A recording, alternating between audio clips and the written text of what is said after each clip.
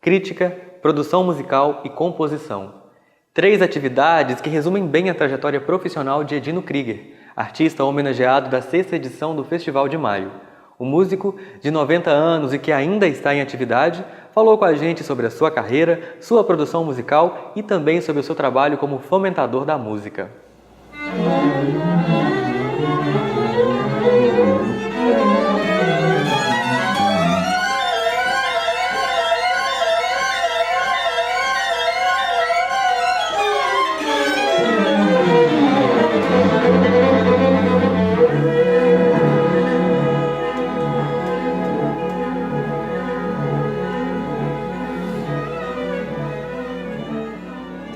Bom, o meu primeiro instrumento foi o violino, né? Na verdade, a primeira experiência minha com o violino foi desastrosa, porque eu tinha mais ou menos uns 4, 5 anos, quando meu pai, que era violinista, né, que foi o meu professor, me deu de presente um pequeno violino, né, um violino meio. Mas era um violino de autor, não era desses violinos de plástico que você compra em loja de brinquedo. Era um violino de verdade, né, com caixa, arco e tudo. E ele me deu de presente de aniversário, né? Muito bem. Eu abri o violino, vi o violino e vi que o violino estava esbranquiçado no tampo, né? Porque certamente o meu pai tinha passado uma resina no arco, né? E para afinar o violino, ele passou nas cordas do violino e depositou aquele pozinho branco, né? Normalmente acontece isso, né? E eu não sabia, né? Eu achei que o violino estava sujo, né? Então, o que é que eu fiz, né? Inteligentemente eu disse, não, eu vou surpreender meu pai e vou lavar o violino. Botei dentro de um tanque que a minha mãe usava para lavar roupa e esfreguei bem o violino e tal, entendeu? Limpei bem o violino e pendurei o barbante pelo pescoço do violino num pessegueiro que tinha atrás da minha casa. Quando meu pai chegou à noite, né, do trabalho, e daí o violino? Ele disse, o violino era muito bonito, só que estava muito sujo, pai. Aí eu lavei o violino. Ele disse, como lavou? Eu disse, eu lavei, eu botei no tanque. Ele disse, nossa senhora, vamos ver o que tem, como é que está esse violino. Fomos lá no pessegueiro, tinha uma porção de canoas embaixo do pessegueiro, porque tinha descolado o violino todo, né, de madeira. Botei dentro do tanque de água, descolei o violino todo e ficou só o pescoço pendurado. Isso foi o meu primeiro contato com o violino, que depois ia ser o meu instrumento.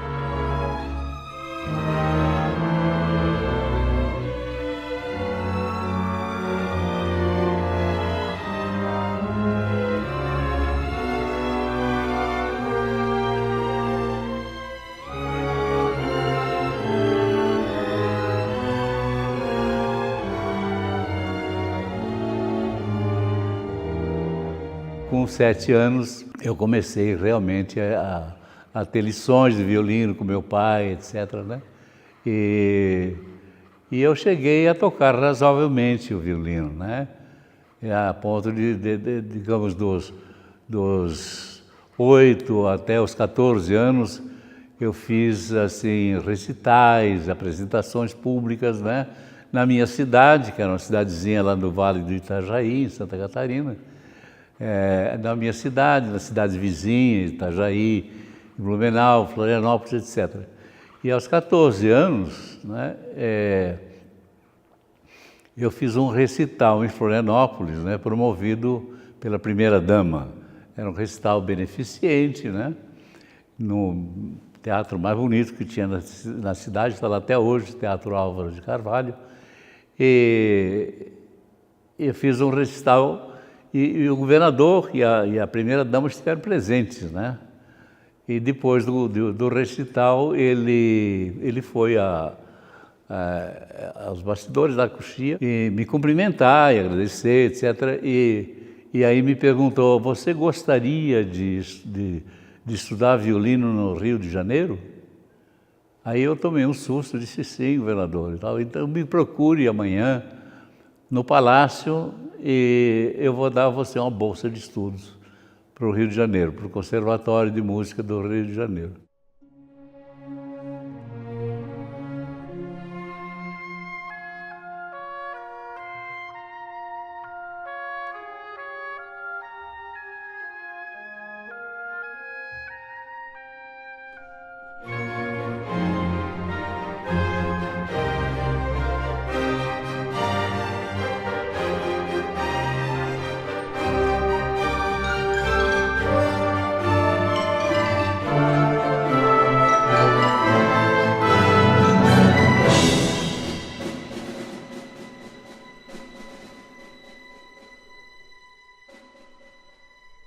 que eu sei de música, quer dizer, o que eu sei, digamos, de técnicas de composição, entendeu?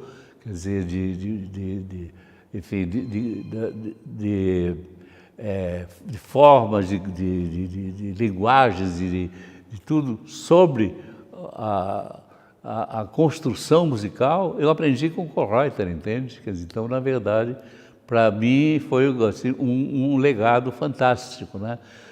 Depois eu tive alguns outros professores, estudei um ano nos Estados Unidos, né, com Alan Copland e com Peter Manning na Juilliard School of Music, enfim, e aprendi mais algumas coisas, mas o fundamental, né, tudo que eu sei, realmente eu devo a esse aprendizado do Kürreuter, que era um excelente professor, né? Vanguarda não se chamava naquele de música nova, foi o movimento Música Viva, aliás não fundado com o objetivo de difundir a música nova, a música, se quiserem, de vanguarda entre nós. Isto foi um grupo de colegas meus que se juntou para difundir todo tipo de música pouco conhecida.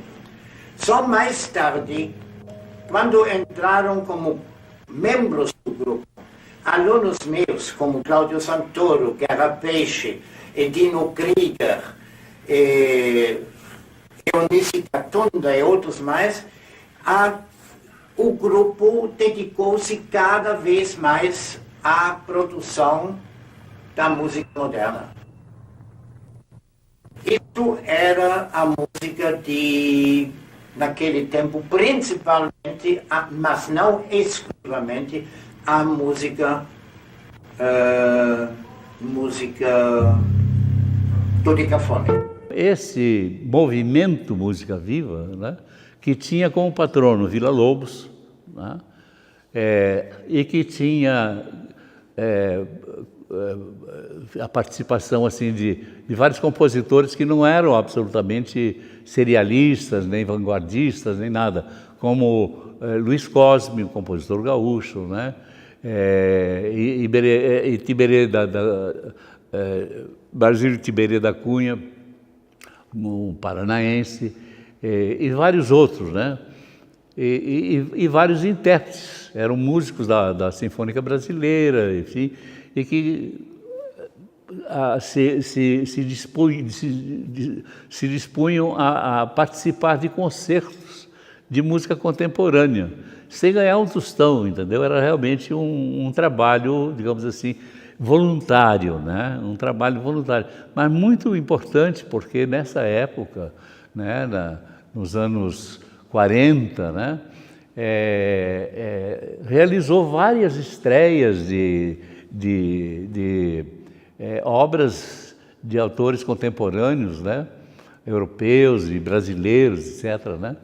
Em 1948, Edino Krieger foi convidado pelo renomado compositor Aaron Copland e foi estudar nos Estados Unidos. Depois disso, estudou na Juilliard School em Nova York, na classe de composição de Peter Manning.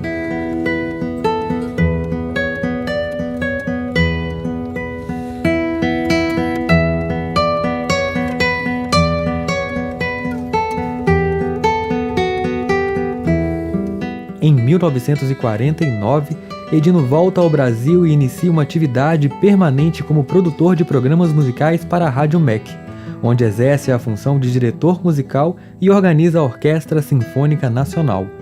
Em 59, é premiado no primeiro concurso nacional de composição com a peça Divertimento para orquestra e cordas.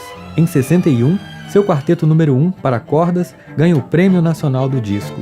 Em 1967, recebe a medalha de ouro no Festival Internacional da Canção com a peça Fuga e Antifuga, com letra de Vinícius de Moraes.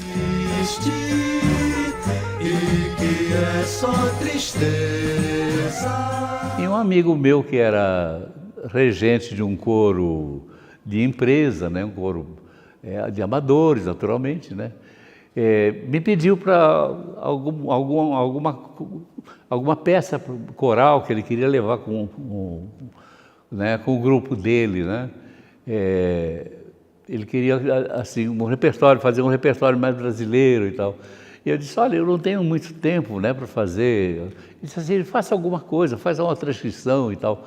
E aí eu fiz essa transcrição, né, dessa fuga, né, em ritmo de marcha-rancho para coro. E aí precisava de uma letra, né, para poder ser cantado, né? Vários poetas eu procurei. E o primeiro que me deu assim retorno, né, foi o Vinícius de Moraes, que eu conhecia também. Ele disse, olha, faz uma gravação demo, na época era em fita cassete, né? Hoje não existe mais. Era uma fita cassete no piano e levei para ele, né? Ele botou para tocar a fita cassete e tal. E aí eu perguntei, você acha que dá pé? Eu acho que dá, sim. Você faz o seguinte, daqui a uns dias eu ligo para você, né? E eu vou pensar em alguma letra para essa música e tal. E dias depois ele efetivamente me telefonou e disse, olha, está pronta a letra. Se você não quer vir na minha casa aqui para ouvir o que eu fiz.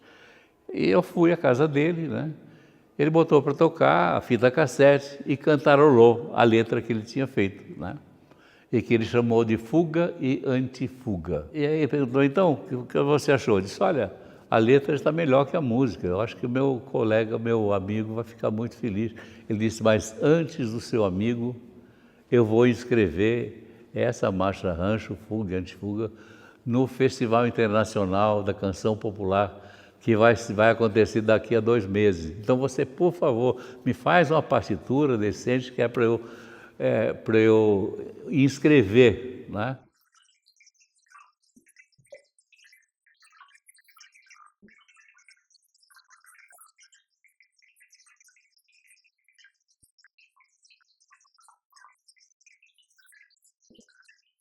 No ano seguinte, mais uma composição de Krieger foi inscrita no festival. A música Passacaglia recebeu a medalha de ouro ao ficar em 4º lugar na final. Depois dessa segunda experiência desse festival, né, eu pensei assim, por que na nossa música, na música de concerto, na música clássica, nós não temos um evento assim dessa magnitude, né? Assim, que realmente, sabe, tenha torcidas organizadas, quer dizer, um concurso de composição em que o público participe, né, ajude enfim, eleger os melhores, enfim, etc. E aí, eu fazia parte do conselho do Museu da Imagem e do Som e elaborei um projeto, né, um projeto de um festival de música brasileira, música clássica brasileira, música para orquestra, para coro, etc. e tal, a prêmios, né? Com prêmios bastante significativos, né? Foram escolhidas 14 obras. E então, em maio de 69, né, o Teatro Municipal abriu as portas com um festival que apresentava 14 estreias mundiais, né, de autores brasileiros, né? Isso foi um grande acontecimento, né? Alguns críticos, enfim, comentaristas diziam assim, olha, isso para a música foi um acontecimento tão importante quanto foi a Semana de 22 de São Paulo, né? Porque realmente iniciou uma nova fase, né, da música brasileira, da criação e da divulgação da música brasileira, né? O Festival de Música da Guanabara teve 2 edições, em 1969 e 1970, e teve importante repercussão nacional e internacional. O festival deu origem, em 1975, à Bienal da Música Contemporânea, que em 2019 irá completar a sua 23ª edição.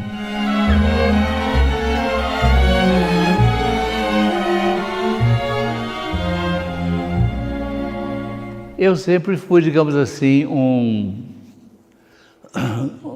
compositor meio rebelde com relação a rótulos entende? E a fórmulas, né? Então, digamos, você foi serialista, tudo bem, eu fui serialista, mas eu sempre, digamos assim, usei o sistema serial, eu sempre procurei usar em função da música e não ser, como muitas vezes acontece, usado por ele, compreende?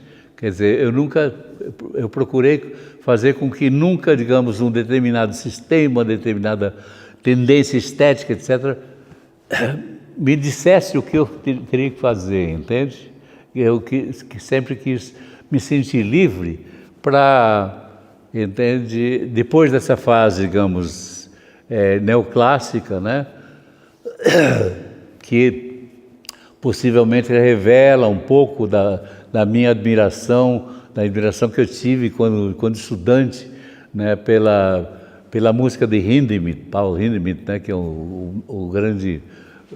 a grande figura do neoclassicismo alemão, que me deixou uma certa marca, né? Quer dizer, quando eu comecei a fazer essa música neoclássica, a gente percebe que havia uma certa influência, talvez, né, da música de Hindemith. E ao mesmo tempo que eu procurei sempre também buscar incorporar, entende, a minha linguagem, as minhas músicas, elementos da cultura musical brasileira, entende? Então, eu acho que isso aí, isso, digamos assim, é uma coisa comum desde inclusive o serialismo, porque eu fazia música serial em 1952, quando eu escrevi um choro para flauta e cordas, que era serial, mas aproveitava, entendeu, o ritmo, né, a pulsação rítmica do choro, né. Geralmente eu incluo isso de uma maneira espontânea e sem forçar nenhuma barra, né, algum elemento característico digamos assim, da temática brasileira, né? Sobretudo da música popular brasileira, né? Então eu tenho, por exemplo, marcha rancho. Muitas vezes em minhas músicas, de repente, começam uma pulsação que você reconhece. Isso aí é a marcha rancho, né? É o ritmo da marcha rancho. Isso vem, inclusive, digamos, da minha própria experiência como criança, né? Porque o meu pai era mestre de bandas, ele era músico chorão, músico popular, né? Então eu cresci ouvindo na minha casa, né, as músicas que ele mesmo fazia, né, que eles tocavam, né? Ele tinha conjuntos de choros, tal, com irmãos, né, e primos e tios, e eu nasci ouvindo esse tipo de música, né? Enfim, quer dizer, e eu tenho muita admiração também pela temática nordestina, que eu acho muito rica, já pelo fato de ser, digamos assim, uma música que não é tonal, né? Ela é modal, ela se baseia em modos, né? Que eu não sei de onde é que eles assimilaram esses modos, né? Essa maneira de cantar dos cantadores nordestinos, né? Que eles cantam em modos que eram utilizados na música litúrgica medieval, né? Os modos gregorianos, etc. Em modos. E a música nordestina também é modal. Isso aí tem um atrativo especial para mim.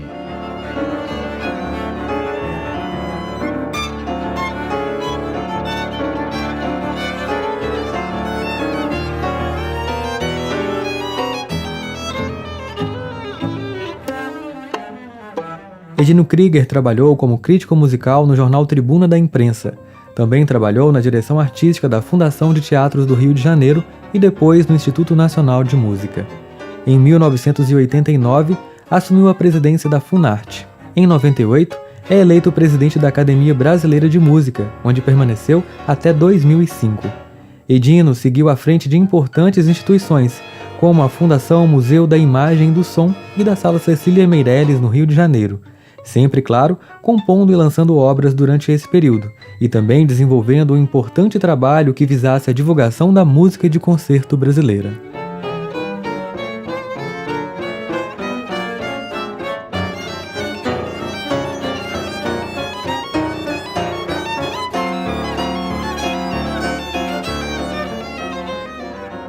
Desde que eu voltei dos Estados Unidos, né, que também com a bolsa de estudos que eu recebi, eu comecei a ter que trabalhar para sobreviver, né, porque no Brasil, sobretudo um jovem compositor, não consegue sobreviver do seu trabalho, né?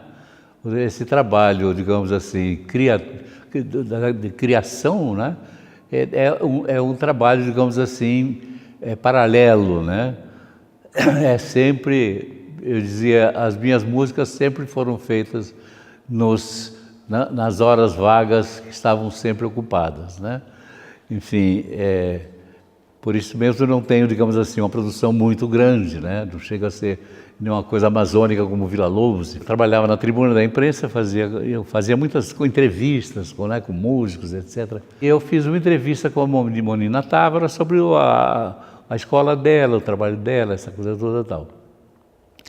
E ela acompanhava o que eu estava fazendo, né, como estudante ainda, né? E ela me disse: olha, Edino, eu conheço, já vi algumas das suas coisas, e eu vi que você nasceu para ser compositor. Então, o que você tem que fazer é largar tudo o que você estiver fazendo e vai fazer música, porque você nasceu para isso. Eu disse: mas, dona Monina, se eu largar tudo que eu trabalho, entende, para fazer música, eu morro de fome, porque a música não me sustenta. Ela disse: pois morra de fome, mas vá fazer música. E eu, felizmente, não segui o conselho dela, porque eu estou aqui até hoje, né?